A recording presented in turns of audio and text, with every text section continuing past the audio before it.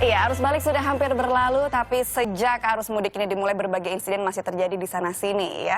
Peristiwa fatal berujung kematian ini terjadi tidak hanya karena kecelakaan, tapi juga karena kelelahan. Sebetulnya apa yang harus dievaluasi dari musim mudik lebaran tahun 2016? Sudah hadir bersama kami dua narasumber, ada Bapak Yudi Widiana Adia, Wakil Ketua Komisi 5 DPR RI. Selamat pagi Pak Yudi.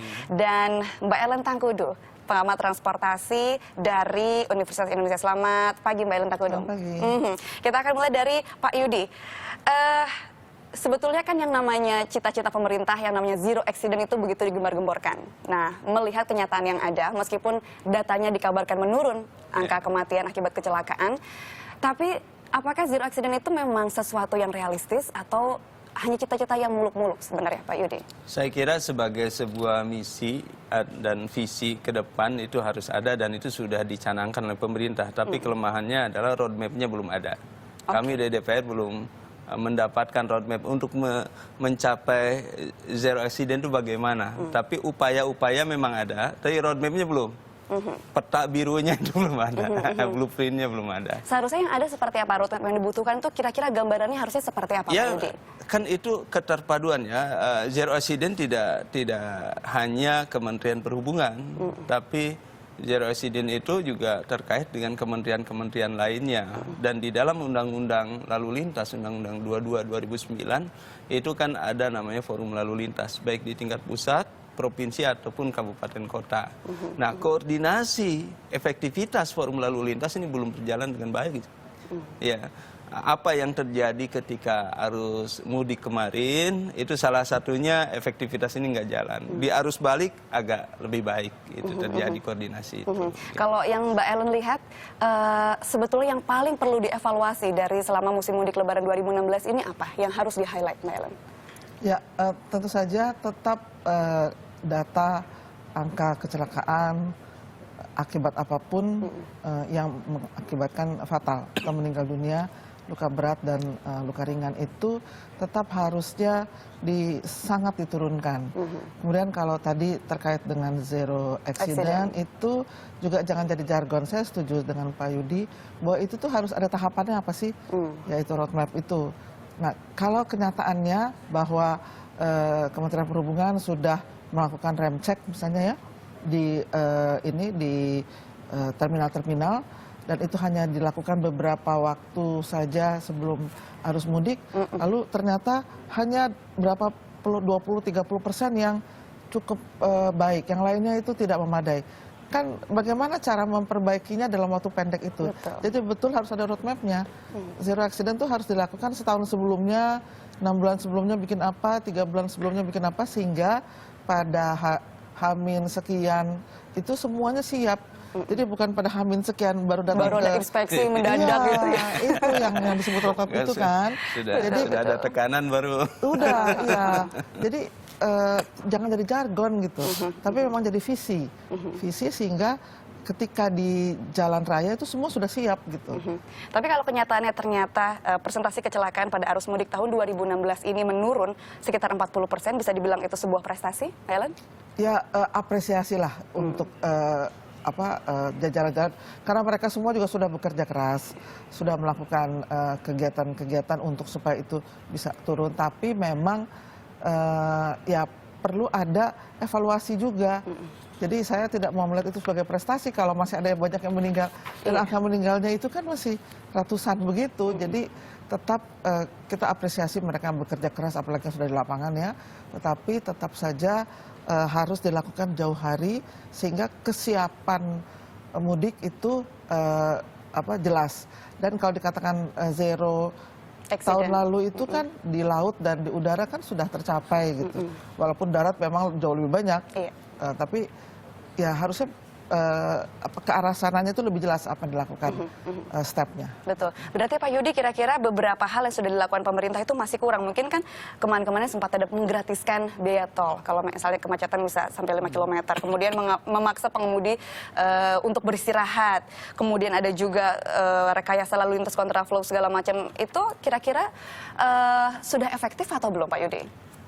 Untuk arus balik efektif.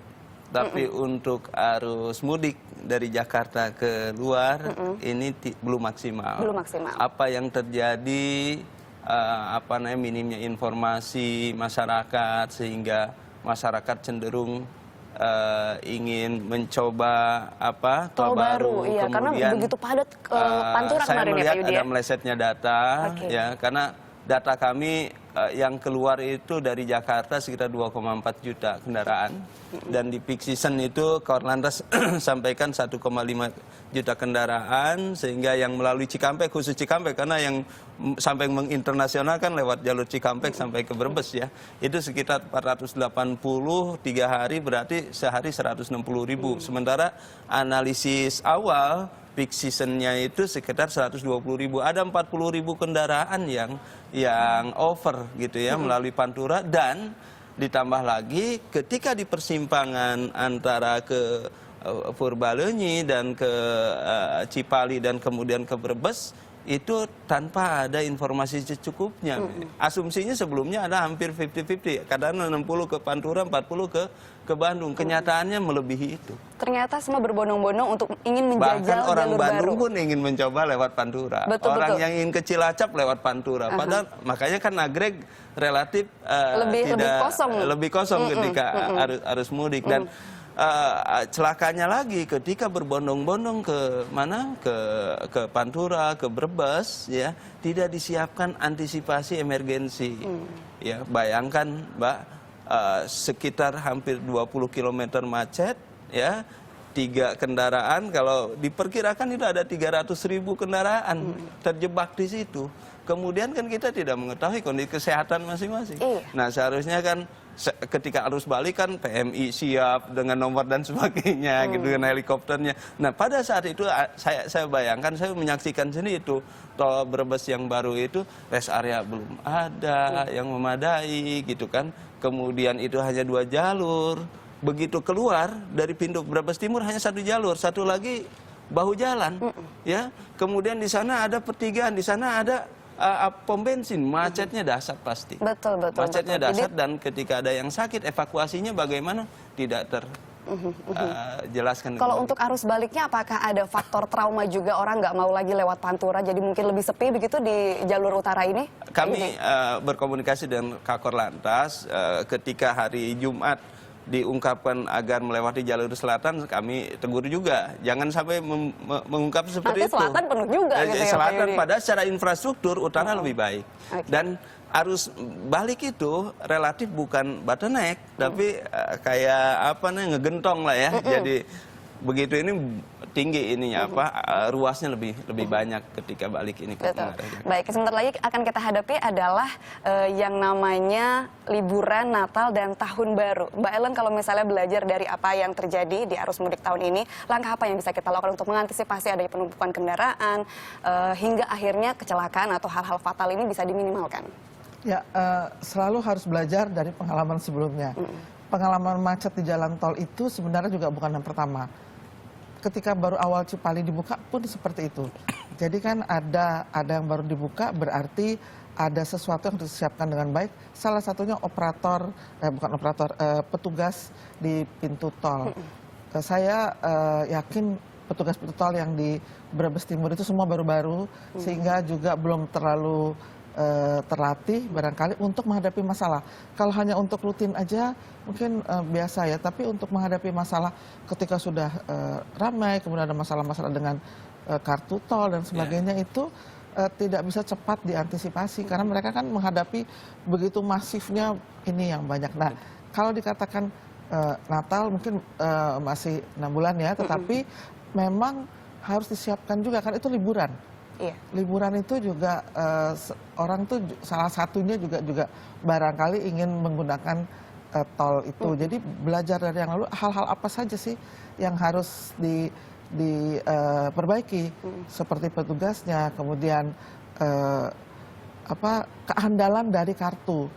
Kan saya juga mengalami beberapa kali tuh kartu itu ternyata di tap nggak bisa, atau bahwa itu ada isinya sebenarnya, tapi kemudian ternyata di situ tidak atau nol gitu ya. Ya, termasuk yang ke dalam kota, maaf Bu. Iya, Ini dalam kota juga hanya seperti itu. mandiri yang bisa itu. Oh, jadi masih ada kendala di Ada sini, kendala. kendala-kendala teknis seperti itu ya.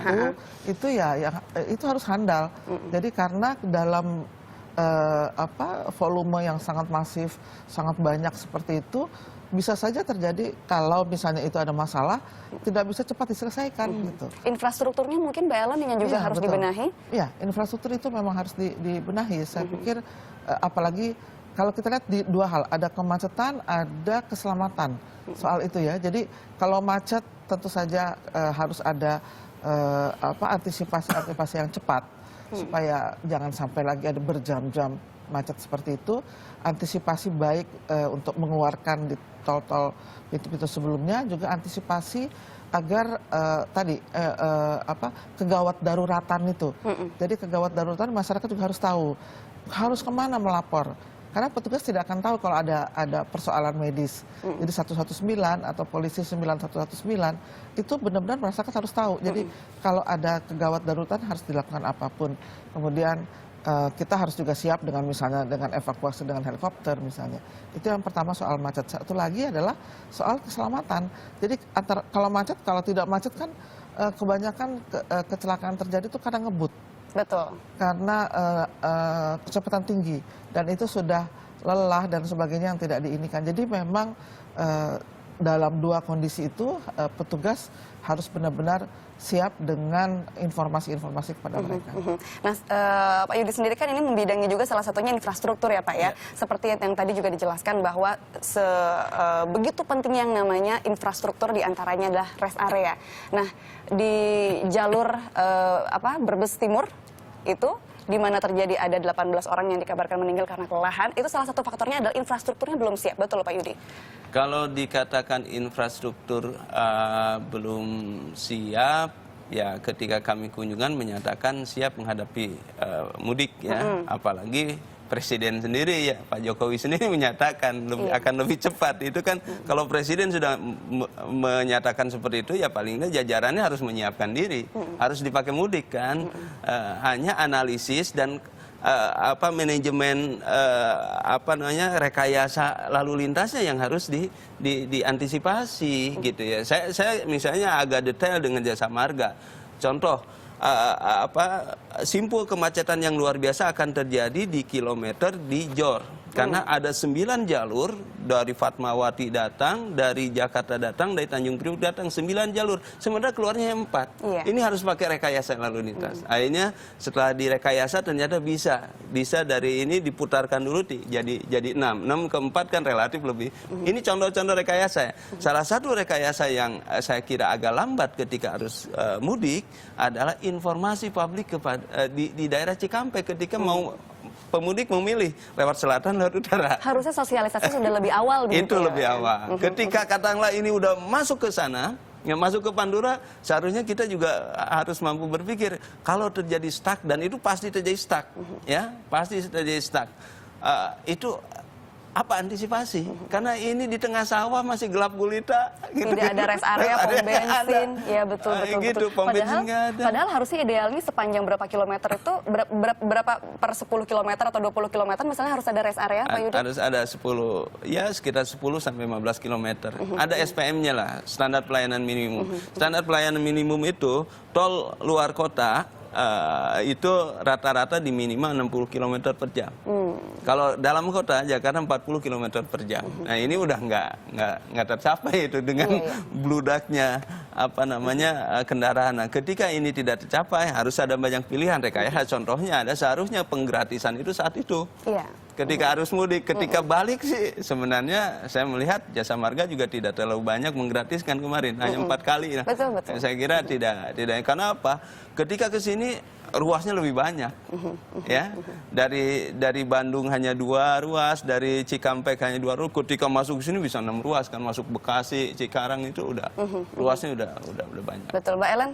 Bagaimana kalau kita bisa melihat pola pergerakan Lebaran ya, pola pergerakan arus mudik Lebaran mungkin tahun 2016 ini begini, 2017 kira-kira akan seperti apa dan apa yang harus dibenahi oleh pemerintah? Ya, pola pergerakan itu tergantung dari infrastruktur memang. Prasarana maupun sarananya. Jadi bagaimana kalau dilihat dari besar kebijakan yang lebih besar lagi, memang seharusnya lebih didorong orang-orang itu menggunakan angkutan umum.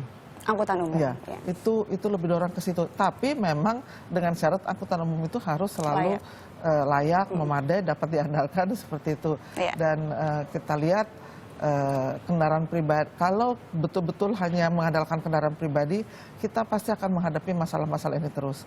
Dan itu bukan saja sekedar sesudah dioperasikan, jadi pada waktu H-7 plus H+7, tapi harus jauh sebelumnya itu disiapkan. Jadi saya pikir peta besarnya seperti itu. Dan juga saya menyarankan agar mengembalikan lagi tuh short sea shipping. Jadi angkutan laut tapi menyusur pantai utara, misalnya ke Semarang maupun Surabaya. 2-3 tahun lalu itu ada, sekarang sudah dihapuskan. Katanya itu tidak terlalu laku, tapi saya pikir itu karena sosialisasinya juga kurang. Barangkali kalau itu dijadikan yang lebih baik lagi, kemudian itu juga bisa mengangkut sepeda motor banyak sekali, sehingga ketika sampai Semarang atau Surabaya, sepeda motor itu bisa digunakan, tapi tidak menggunakan sepeda motor di jalur Pantura. Itu juga sekarang hilang, saya sih menghimbau itu bisa diadakan lagi. Betul. Ya memang, tapi itu kan tanggung jawab pemerintah. Daripada mahal dengan korban seperti ini, kalau mau tadi zero accident, ya gunakan juga antisipasi supaya sepeda motor itu juga bisa diangkut. Salah satunya lagi ya kereta memang. Kereta dengan double track itu juga bisa digunakan semaksimal mungkin. Baik, terakhir singkat saja nih Pak Yudi, catatan untuk pemerintah yang paling penting adalah? Tingkatkan koordinasi. Saya apresiasi dengan kerja yang tidak cuti mereka di perjalanan melayani. Tingkatkan koordinasi lah. Makanya dengan permintaan maaf yang sudah disampaikan, ya tentunya ya nggak usah melakukan pembelaan-pembelaan lah. Udah minta maaf masyarakat, dan memang ada mismanagement tanda kutip ya saat itu, ya masyarakat juga insya Allah akan memaafkan. Tapi tingkatkan, dan saya meminta segera buat roadmap, perencanaan dengan baik. Tadi angkutan publik juga harus segera dipersiapkan, karena seperti kereta kita dorong, misalnya Jakarta Surabaya akan ditingkatkan kecepatannya, tapi sekali lagi memang pemerintah harus melakukan manajemen yang cukup baik, karena akhir bulan ini akan dilelang tol Cikampek 2. Ini justru orang semakin menikmati jalan raya ya. Jadi Cikampek 2 itu elevated. Jadi nanti semakin banyak lagi. Nah ini tolong diantisipasi. 2019 atau 2018 ini harus diantisipasi. Karena lebih banyak lagi melalui darat. Baik, itu dia harapan kita semua. Semoga 2017 lebih baik. Begitu zero accident mudah-mudahan segera tercapai ya. Pak Yudi terima kasih banyak. Mbak Ellen juga terima kasih.